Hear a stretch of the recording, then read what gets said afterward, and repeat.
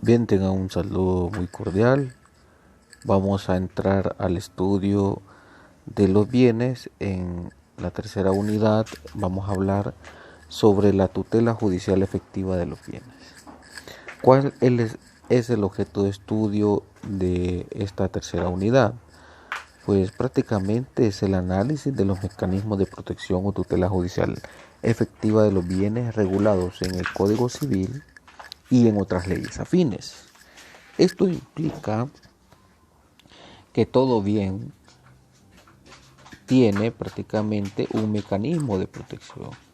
Es decir, si tenemos un inmueble y este se pierde en manos de otro o alguien invade este inmueble, entonces hay un mecanismo de protección a este inmueble. ¿Cuál sería ese mecanismo de protección si se pierde o si otra persona se encuentra en este inmueble invadiendo? Pues prácticamente en este caso sería el derecho, o más bien dicho, la acción reivindicatoria.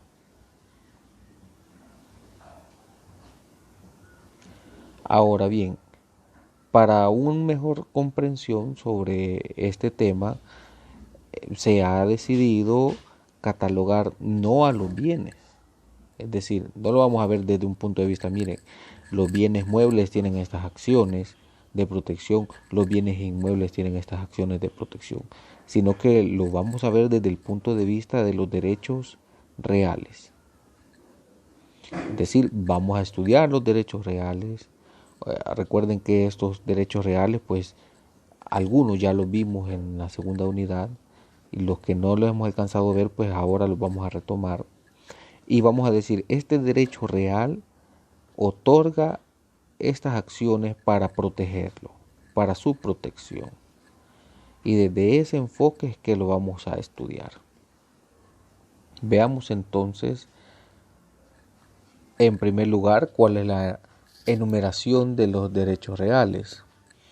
Nosotros sabemos que los derechos reales se encuentran regulados en el artículo 567 de nuestro Código Civil.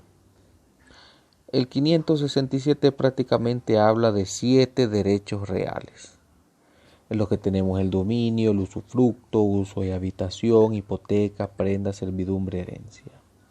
Ahora, nosotros agregamos prácticamente la posesión, a pesar de no ser un derecho real. Pero la posesión, cuando la veamos, vamos a ver que realmente es un hecho que tiene varias connotaciones jurídicas en cuanto al ámbito procesal. ¿Por qué? Porque la posesión se protege de diversas formas y da origen a varias acciones. Entonces, por eso es esencial que estudiemos la posesión, aparte que del contenido de los bienes.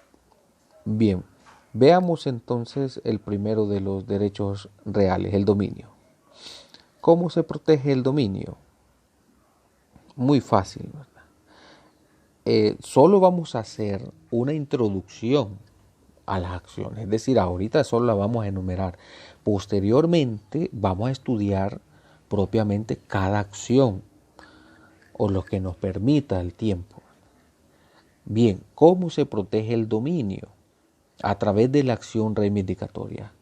La acción reivindicatoria está regulada en el artículo 891 del Código Civil. ¿En qué consiste una acción reivindicatoria? Muy fácil.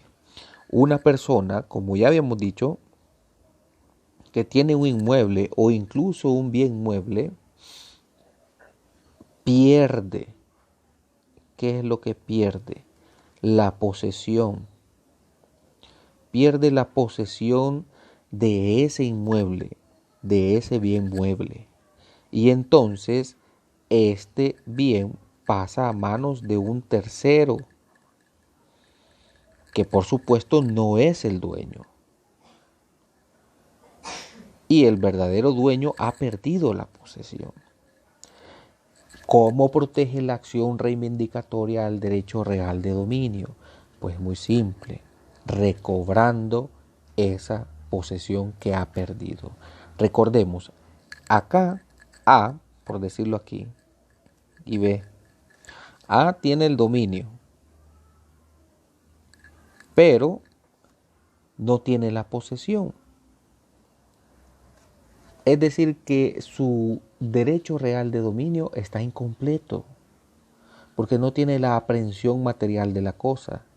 Quien tiene la aprehensión material de la cosa es B, por algún motivo que se desconoce. Entonces A, como tiene el dominio, puede demandar a B en un proceso reivindicatorio, ejercer la acción reivindicatoria para que B le regrese la posesión a A. Y entonces así recobra el derecho de dominio. Otra acción que también tiene el derecho de dominio es el desalojo de invasores. Esta se regula por una ley especial, la Ley Especial para la Garantía de la Propiedad y Posesión Regular de Inmuebles. En este caso se habla de la palabra invasor. La mayoría de doctrina y jurisprudencia está tendiente a decir, mire, el invasor tiene que ser con violencia. Es decir, que en el caso anterior, al dueño del inmueble lo habían despojado de su posesión con violencia.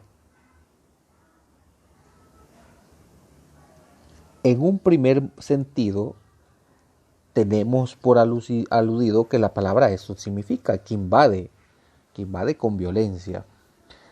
Pero la jurisprudencia de la Sala de lo Constitucional, al interpretar el concepto de invasor, es decir, se estaba iniciando un proceso de inconstitucionalidad porque la ley no definía quién era invasor.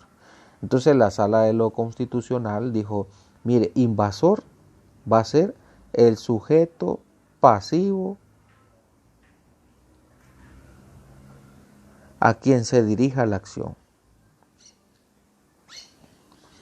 El sujeto pasivo de la acción. Es decir, que siempre dejó un término genérico para invasor. De ahí pues que algunos tribunales aceptan que el invasor debe de ejercer violencia y otros dicen no, el invasor es quien se metió en el inmueble, que está ejerciendo posesión aun cuando no haya ejercido violencia. ¿Cuál es la diferencia entre estas dos acciones? Por supuesto, eso lo vamos a ver más adelante, pero para avanzar, estas son diligencias. Aquí son diligencias. Y este es un proceso para empezar, ¿verdad? ¿Qué quiere decir? Que acá no se discute nada en el desalojo. No hay discusión. En cambio, acá sí se puede discutir. Porque es un proceso. Eso podría ser una diferencia en un primer término. Claro que lo vamos a ver más adelante cuando abordemos estos temas. Veamos el siguiente derecho real. El derecho real de hipoteca. Nosotros ya sabemos en qué consiste la hipoteca. Una persona pues quiere acceder a un crédito, entonces deja como garantía un inmueble, que es donde recae la hipoteca. ¿Qué acciones existen en la hipoteca? Pues de conformidad a nuestro código hay una acción hipotecaria. ¿En qué consiste la acción hipotecaria en sí? Bien, antes se le denominaba así a la acción hipotecaria, o hay artículos que hablan de la acción hipotecaria, más que todo los que se refieren a la prescripción, y dice la acción hipotecaria va a prescribir en 20 años. Se le denomina acción hipotecaria porque viene prácticamente de la legislación española. Ahí se habla de un proceso inclusive hipotecario. Acá en nuestro país la acción hipotecaria se ejerce a través del proceso ejecutivo. Entonces, ¿cuál es la acción competente que protege a la hipoteca? el juicio ejecutivo, el proceso ejecutivo, que está regulado en Código Procesal Civil y Mercantil y que vamos a abordar ciertos aspectos del mismo. Ahora, la hipoteca como tal no solo tiene esta acción, sino que tiene otras dos. La primera, o la que sigue después del proceso ejecutivo, es una acción de mejora de garantía.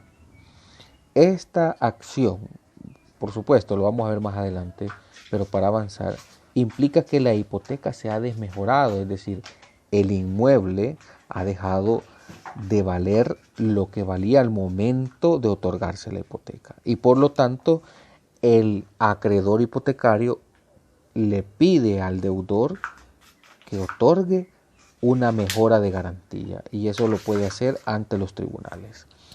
También se puede pedir lo que son las diligencias necesarias de conservación y mantenimiento. Esto ocurre, recuerden, porque el inmueble que se está hipotecando está en manos de quién, en manos del deudor. Pues como el deudor es un deudor irresponsable y con falta de diligencia, entonces él deja que el inmueble se desmejore. Y por supuesto está viendo que las construcciones del inmueble se van a caer y él no hace nada. Entonces puede el acreedor iniciar estas diligencias de conservación y mantenimiento para que sean a cargo del deudor, para que al final la hipoteca no se pierda ni se desmejore. Sigamos entonces con este estudio. La prenda. Bueno, la prenda ya sabemos que consiste en que se da en garantía un bien mueble. Se da en garantía un bien mueble para asegurar una obligación. Ahora tenemos el mismo caso que la hipoteca. ¿Cuál es la acción de la prenda? La satisfacción. ¿Cómo se va a satisfacer? La prenda se va a satisfacer a través de un proceso ejecutivo. Siempre en el proceso ejecutivo se va a tener clara que se puede pedir la hipoteca. Se puede pedir la hipoteca en el proceso ejecutivo. Ahora, no solamente tenemos esa acción. ¿Cuándo va a proceder el proceso ejecutivo? Pues posteriormente lo vamos a ver. Tiene los mismos requisitos, por supuesto, que una acción hipotecaria. Ahora, en la prenda existen otras acciones muy interesantes. La cláusula de dación en pago. ¿En qué consiste esta cláusula de dación en pago? Vean, porque esta también se puede aplicar en la hipoteca. Cláusula de dación en pago es que si en la prenda establece esta cláusula, el acreedor prendario, sin ir a proceso, sin ir a juicio, se queda con la prenda. Es una cláusula en donde el deudor asume que si entra en mora, le va a entregar en pago, o sea, la dación en pago, la prenda al acreedor. Luego está la reclamación. ¿En qué consiste la reclamación? Hay que diferenciar la satisfacción con la reclamación. La satisfacción implica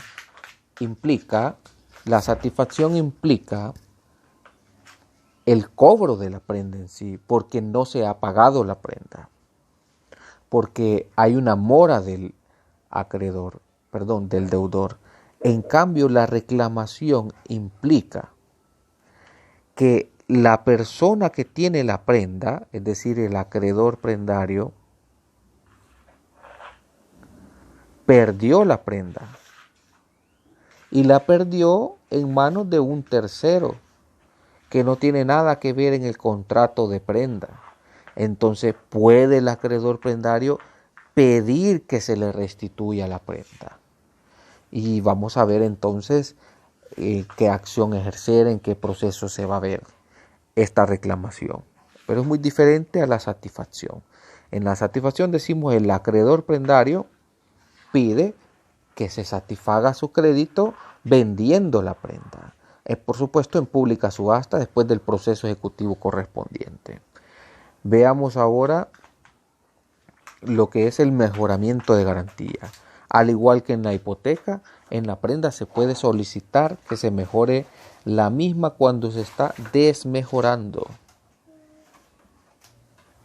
Cuando hay una desmejora en la hipoteca, entonces se puede pedir, en la prenda, entonces se puede pedir que se mejore la misma y esta se lleva ante el juez. Luego tenemos la otra acción, que es el reemplazo de la prenda. Ocurre lo mismo, ¿verdad? En el caso del reemplazo de la prenda, estamos hablando de que ya no se puede otorgar esta misma prenda, o que esta prenda ha sido expirada o ha sido tan desmejorada que se pide que tenga un reemplazo de la misma.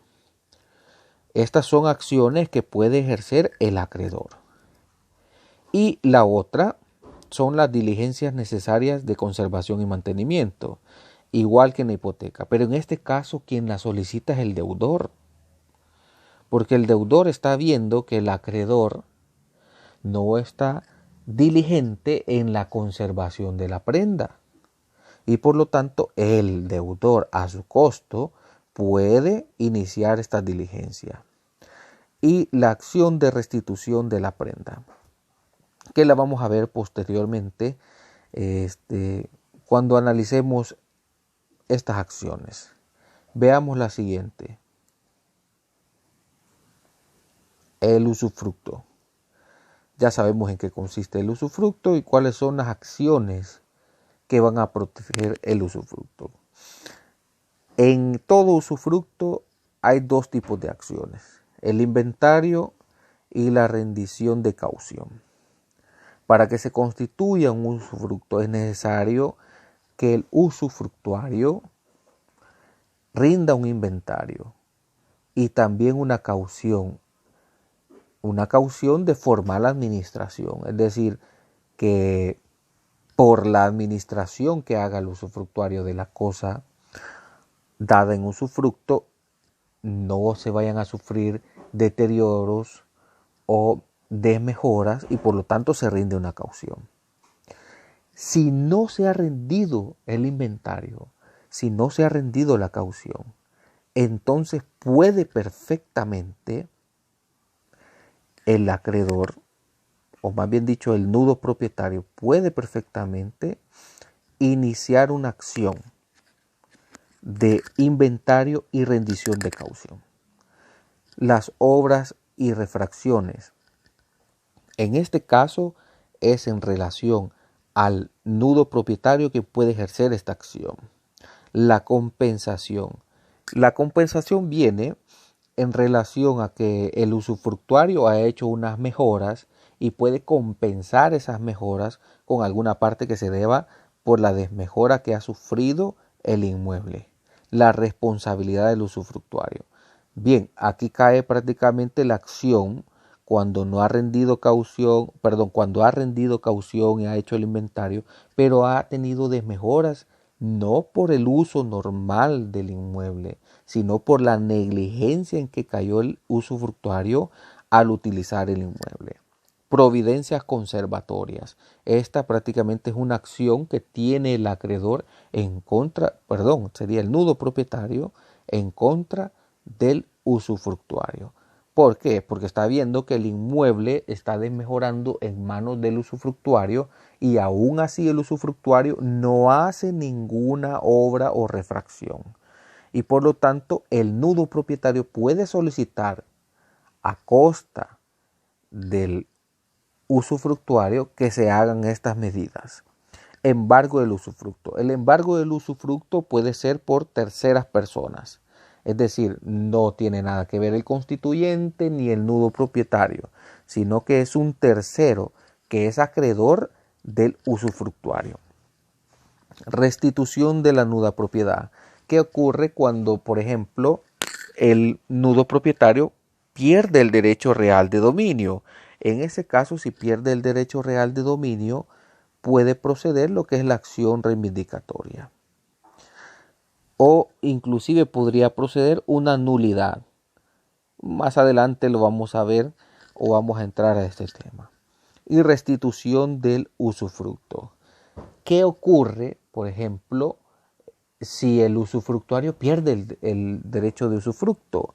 Es decir, si tiene, por ejemplo, un inmueble a su favor y está en el usufructo del inmueble, pero de repente lo pierde. Pero lo pierde porque, por supuesto, hay otra persona que salió de la nada, que es un tercero, y éste lo adquiere. ¿Qué puede hacer el usufructuario en este caso? La salida la tiene el 893 de nuestro Código Civil, que habla también de la acción reivindicatoria para los demás derechos reales. Veamos ahora el uso y la habitación. El uso y la habitación, como ustedes saben, es un usufructo pero más limitado. ¿A qué se limita? A usar o a habitar cierta parte de un inmueble. A eso se limita el uso y habitación. ¿Cuáles son las acciones que se pueden conceder en el uso y la habitación? Pues estas son menos, ¿verdad?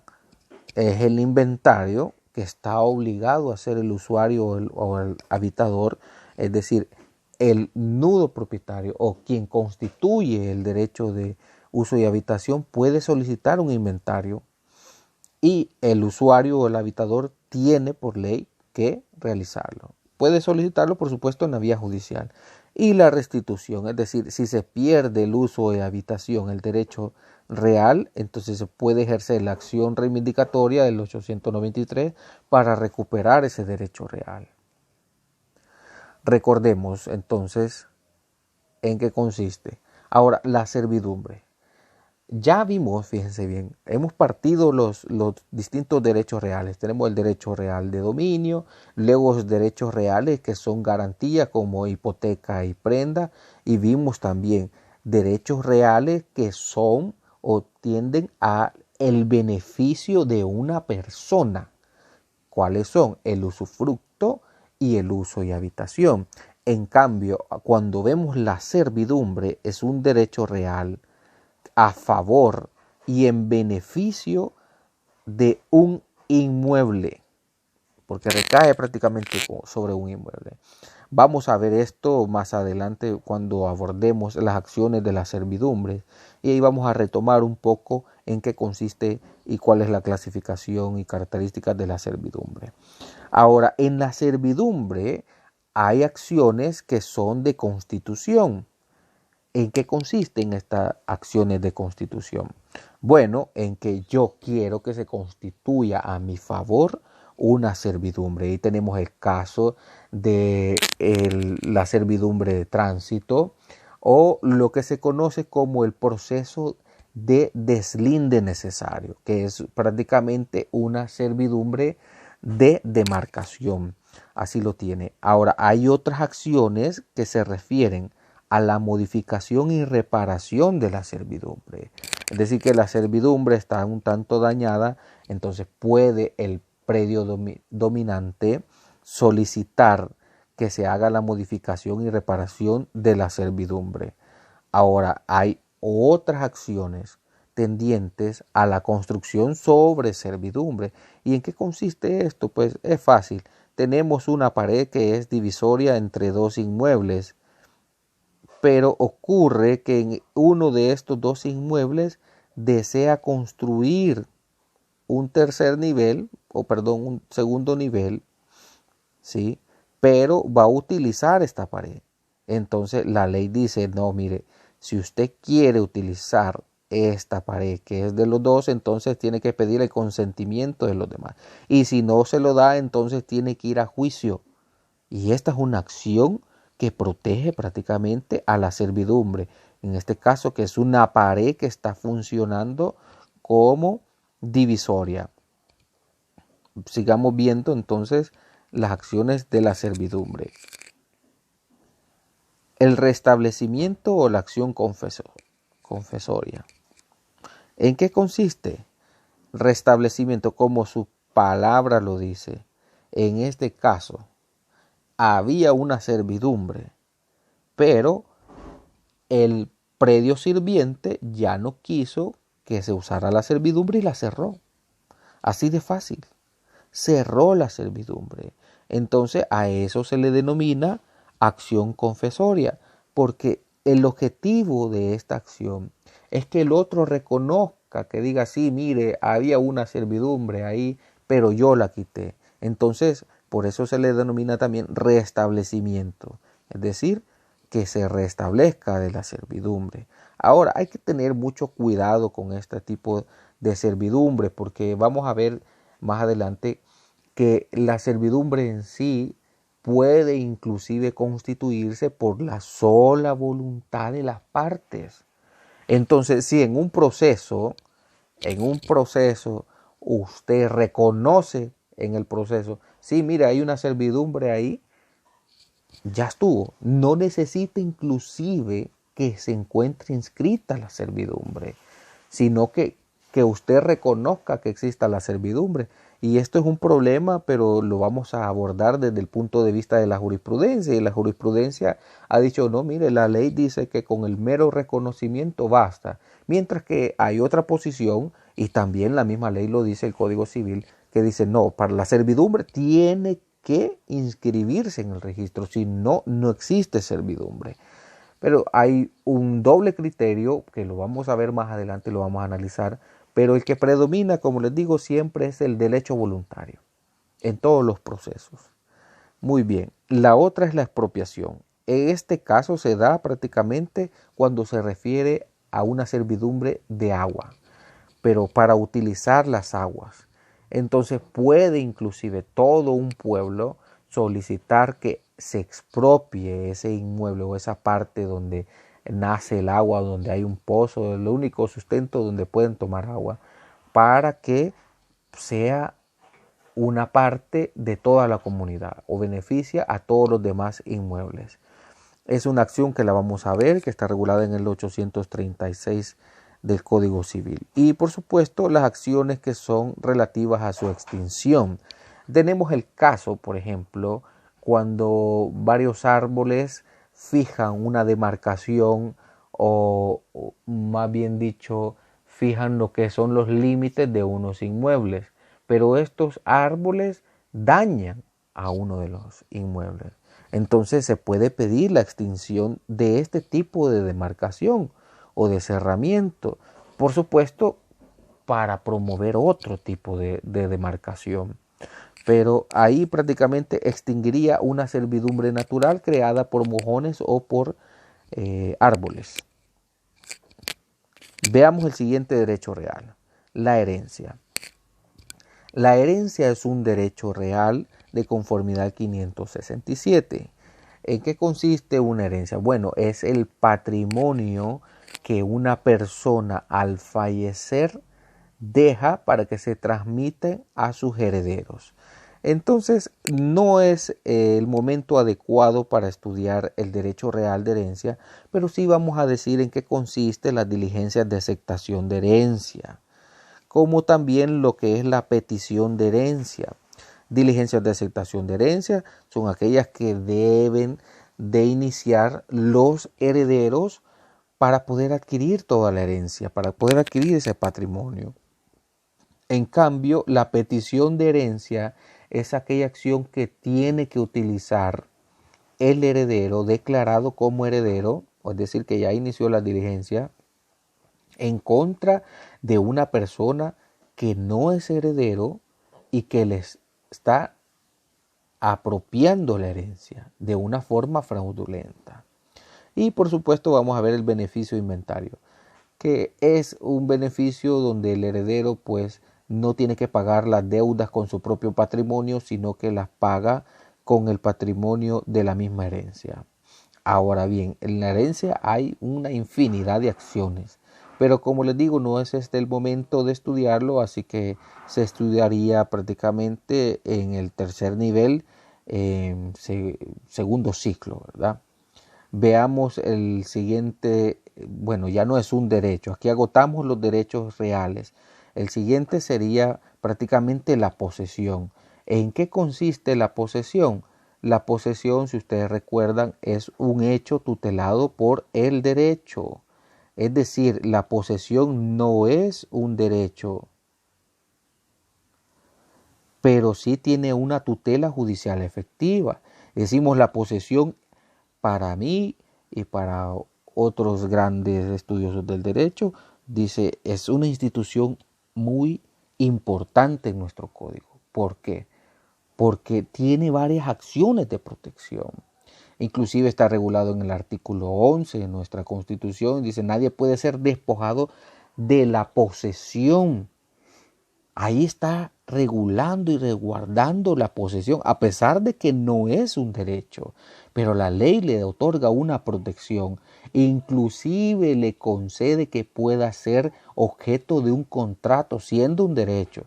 Cuando en los contratos, ustedes van a ver en derecho notarial, en los contratos jamás se pueden discutir hechos, sino que solo derechos. Bien, ¿cuáles son las acciones? Bueno, si se pierde la posesión, entonces se encuentran los interdictos posesorios, que lo vamos a ver en qué consiste cada uno de ellos. Son varios interdictos posesorios. Está el amparo de posesión, la denuncia de obra ruinosa.